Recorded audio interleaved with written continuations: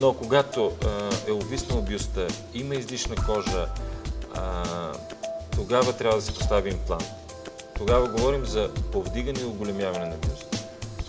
Ти сигурно вече си така покрай тази си работа станал доста голям професионалист и перфекционист към жените. Мога да кажа, да.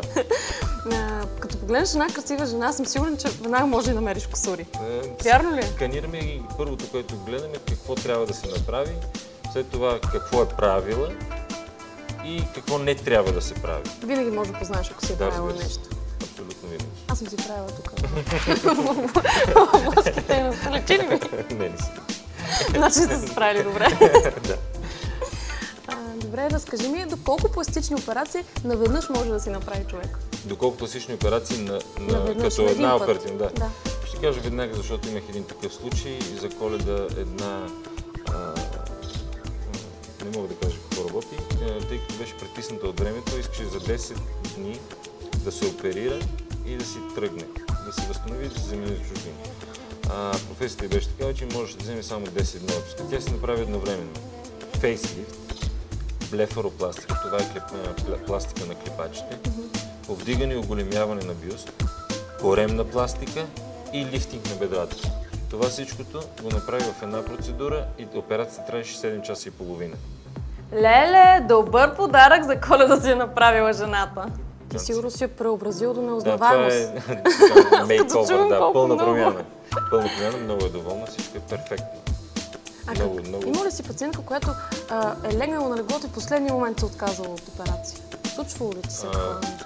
Не, но аз съм отказвал на пациентка да оперирам в последния момент. Не ми се случва пациентка да ми каже, доктор Енчев, дойдох за операция, но няма да спирам, но на мен ми се е случвало да откажа на пациентка, защото не пожела да се снима предоперативно за нас снимките и документирането на фактите е много важно.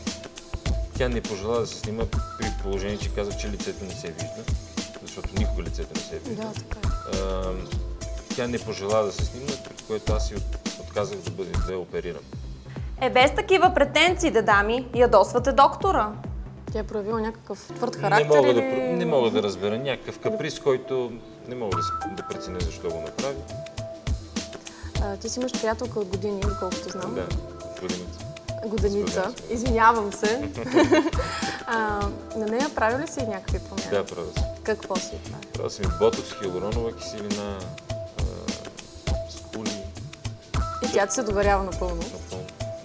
Да. Какво ще искаш да й направиш? Аз сигурно ако го работя това нещо и до себе си има някой човек, постоянно ще го гледам. Със сигурност има неща, които още искам да й направя, но тя още не е озряла. Не иска още да пристъпи към тези интервенции. Не е озряла или е малка? Не е малка, но не е озряла да вземе това решение. Охо, до сватбата със сигурност ще измисли още.